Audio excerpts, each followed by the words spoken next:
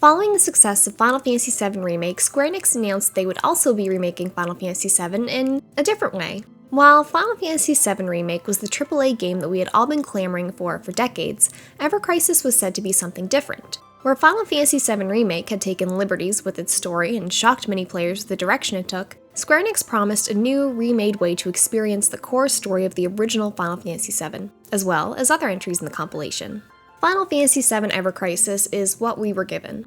Ever Crisis originally launched as a mobile exclusive, but just this past week, Square Enix has announced that it'll also be ported to PC. Although we still have to wait for the PC port, the time has finally come for players worldwide to get their hands on the mobile version of Ever Crisis. So, with that, I thought I'd give you guys some of my first impressions on Final Fantasy VII Ever Crisis as a big Final Fantasy VII fan, and someone who enjoys mobile games more than the average gamer. For starters, I've been playing the game for roughly a month since it's launched. There's a lot going on in this game, so I'm going to break this video into sections, including main campaign, story, solo content, co-op and chocobo content, growth and enhancements, events, and of course the gacha mechanics. It's also worth noting before we dive into my thoughts on this game that I have no intentions on spending money in Ever Crisis. I'm going to be completely free to play as I have been with the other mobile games I play, so if you're wailing on this game, you're bound to have a different experience than me. Anyway, let's get into it. The main draw and promise of Ever Crisis was to give fans a way to experience the original stories of Final Fantasy VII without changing things, as is the case in Remake, and provide a more faithful retelling of the game. This eventually blossomed into remaking every game in the compilation, along with Ever Crisis having its own original story, The First Soldier. As of now, we have 3 chapters for Final Fantasy VII, covering up to leaving Midgar, 1 chapter for Crisis Core, and 4 chapters for The First Soldier. Overall, I've had a nice experience reliving Final Fantasy VII and getting to experience this new story as well. The style is perfect. It feels reminiscent of the original Final Fantasy VII's charming style, while obviously being up to modern standards. This extends to other smaller things too, like how characters move and the little gestures they make in the story scenes. To my own surprise, one of the biggest highlights of these story chapters is the music. Obviously, Final Fantasy VII is known for its incredible music, but I really enjoy the new arrangements they're using for classic songs like Hurry that we didn't hear in Remake. Another welcome addition are the 2D character sprites that appear along the dialogue boxes to give it that extra bit of oomph. As you'll quickly discover though, Ever Crisis looks a lot different once you enter battles. Here, the style more closely resembles Final Fantasy VII Remake, with realistic character models and much more detail. Overall, the styles that they've chosen to go with in Ever Crisis work really well for the game, and even though they switch from the more cartoony to realistic looks, it doesn't feel jarring. The first story section you'll experience in Ever Crisis is obviously the Mako reactor bombing. You'll see the same story bits as you would in the original, albeit feeling a bit faster paced. There are a number of dungeons in Ever Crisis, and this is our introduction to them. You explore the area, have random encounters, can collect treasure, and fight a boss at the end. You want to have one of these for every story section. Most of the time you'll just have 1 or 2 battles, but so far there's been 1 dungeon per story chapter, and that feels like the right call to me.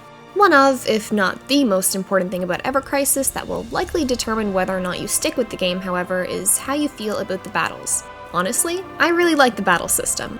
Characters will do small amounts of damage without you needing to do anything, but the real fun comes with using different abilities. The abilities available to you depend on 2 things. 1, the weapon you have equipped, and 2, the material you have equipped. You have an ATB gauge, and as it fills up, you just touch the screen to use them. Separate from the ATB gauge are limit breaks, which can be used anytime a separate gauge is full, and when using multiple characters' limit breaks at once, you become more powerful. There are also 2 modes you can switch between almost any time, attack mode and defense mode. In attack mode, you do more damage and take more damage, whereas in defense mode, you do less damage, take less damage, and your healing abilities are more effective. You'll have to switch between the 2 modes during different times in battle if you want to be successful. Rely too much on defense and you could struggle to stagger an enemy, rely too much on attacks, and you'll take a lot of damage during those big hits.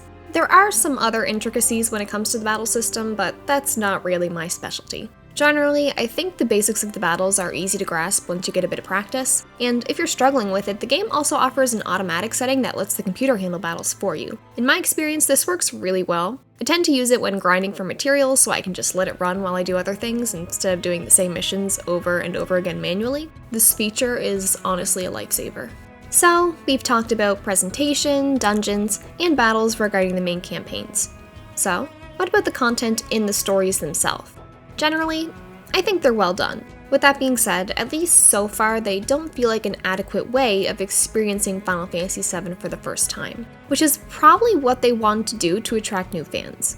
As mentioned before, there's not much story content yet in the grand scheme of things. However, there's definitely faster pacing with the game, sometimes feeling like an abridged version of the original stories, the main Final Fantasy VII game being the greatest victim of this so far.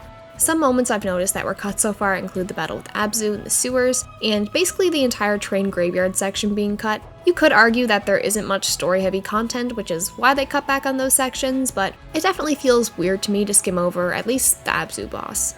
I feel like Ever Crisis works best for fans that have already experienced Final Fantasy VII, but maybe want a refresher. I am curious to hear anyone's thoughts on this that aren't already familiar with the original game, so if you're new here, let me know how you found it to be story-wise. It's definitely not as one-to-one as I know a lot of fans were hoping for, and I can see how some people would be disappointed in that. Personally, I'm not too bothered since the original games will always exist and mobile games are inherently different, but it is something worth considering. In contrast, the original content of The First Soldier feels much slower paced. I've completed the first 2 chapters and not much has happened yet. Our main characters, Glenn, Lucia, and Matt, got stuck on an island and met this boy. Also, there are monsters on the island. That's basically all that's happened. I like what this story has given me so far, but I feel like the first 2 chapters could have been combined into one. These are new, unfamiliar characters in the Final Fantasy VII universe, so I do appreciate giving us more time with them, and I do anticipate that the original story will be the main focus of Ever Crisis as time goes on, but for now it just feels kinda slow, and while it shows some promise, it's not quite there yet. To my surprise, there's actually even more story content in Ever Crisis that you won't unlock until you complete a good chunk of the story available at launch. Character stories are solo content missions that revolve around the characters in your party. I haven't delved into them too much yet, but the first one I played was Cloud's character story. This has probably been my favorite aspect of the story content in this game so far. In Cloud's first character story, we get our first glimpse into when he arrived in Midgar and Tifa found him. I won't talk too much about it here, but I really loved getting to see this, and I hope more character stories show us sides of these beloved characters that we haven't seen before. So, that about covers my thoughts on the stories available in Ever Crisis so far. The next big feature in the game is all of the solo content available to you. All of these involve battles. In solo content, you can access daily quests, enhancement quests, battle tower, story quests, and dungeons. Starting with daily quests, these are 1 to 3 missions you complete once a day. At least in my experience so far, they're pretty easy and usually reward you with gil, but sometimes other items. These have been almost useless to me so far. Enhancement quests are how you'll farm for materials to enhance your weapons, materia, character growth, and gain rare items. If you want any chance of keeping up in this game, you're going to need to have lots of these items. Frankly, they are incredibly tedious and will bore you to death if you try and do them all manually. I usually clear the mission manually my first time, but after I've cleared the mission, I'll just put it on auto mode and play something else. The Battle Tower consists of missions with increasing difficulty as you complete them that reward you with character memories, which are another item that can be used for character growth. There's a lot of items in this game for leveling up your weapons, character stats, materia, etc. And if other gacha games are any indication to go by, there's a good chance that as time goes on, there will be higher level items for further enhancement and even more systems to create more items for us to enhance new things with. If there is any aspect of this game that I can see most people being overwhelmed by, it is the amount of different items you'll have to become familiar with when it comes to enhancements and growth, especially if you're new to these types of games. Battle Tower is fine. I like it. The other solo content mode that I haven't talked about yet are the dungeons. In Criterion Dungeons, you can replay dungeons you've already completed in the main story with new mission objectives such as defeating a rare cactuar to earn new items like draw tickets. Crisis dungeons are pretty similar, with the main difference being that they're more difficult and offer materia recipes as a reward.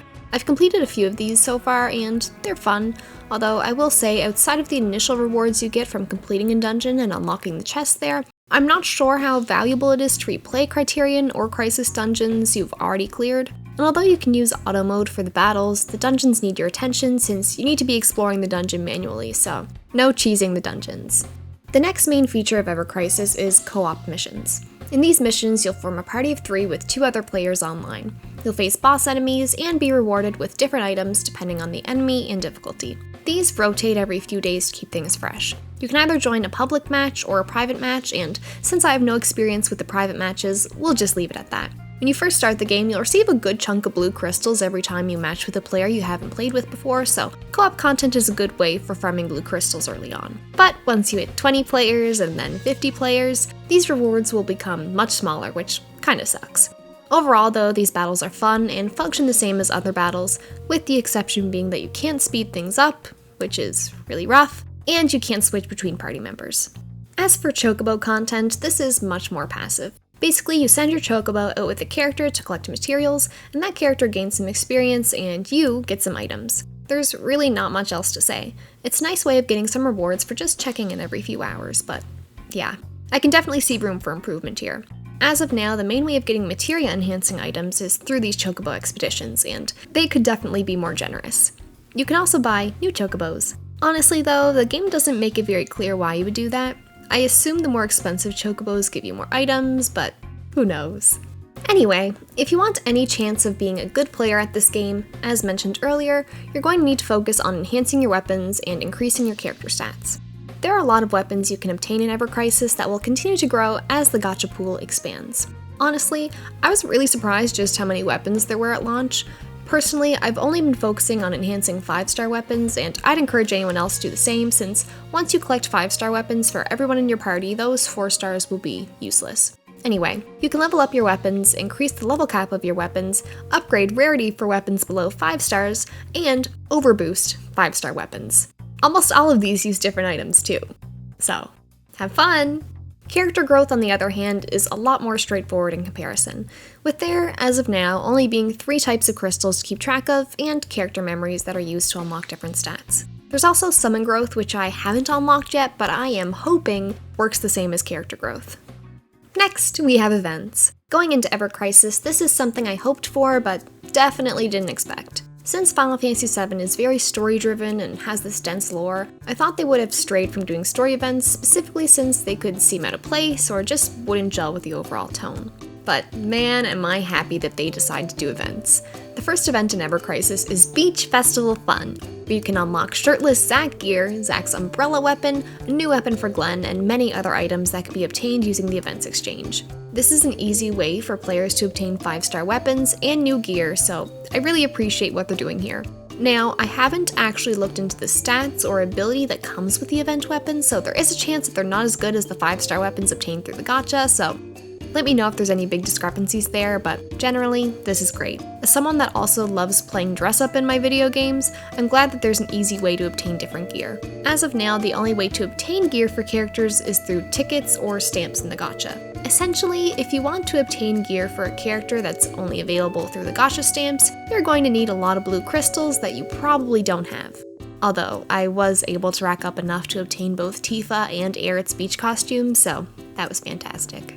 Even more surprising though, this event has a story. It's this adorable story that has Zack for one part and Cloud, Aerith, and Tifa for the other part. They're having a good time on the beach when a tonberry dressed as a watermelon disturbs them. It's so silly, but honestly fits in so well with the quirky vibes of the original Final Fantasy VII. I can see how this might not be for everyone, but for me, it is peak gaming. Moving forward with Ever Crisis, these events excite me more than anything else.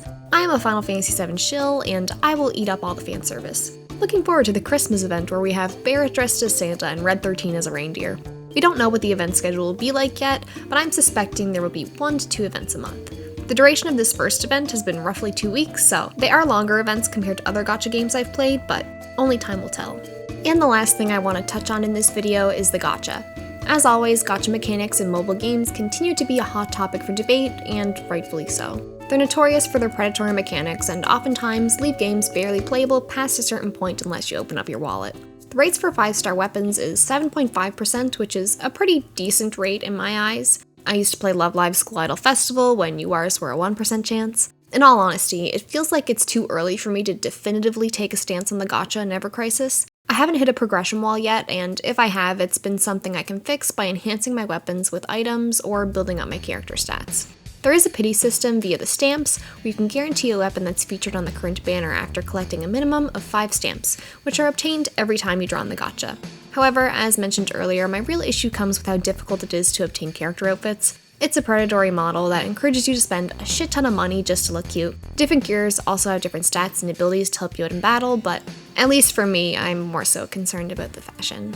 Final Fantasy VII Ever Crisis will hopefully live a long life and not suffer the fate of other live service games in recent years. I feel optimistic about Ever Crisis. I like the core of the game, and the parts that I'm not so hot on will hopefully get better over time. I'm really looking forward to more stories, events, and costumes that will be added in future updates. At the end of the day, my first impressions only mean so much. And with a game like this, so much can change in a few months, and especially a few years, which myself, and definitely Square Enix, hope this game will live on for. So, what are your thoughts on Ever Crisis? Did it live up to your expectations? What issues do you have with the game, or what did you really enjoy about it? I'm curious to hear your thoughts in the comments. Oh yeah, and don't forget to like and subscribe too. Until next time!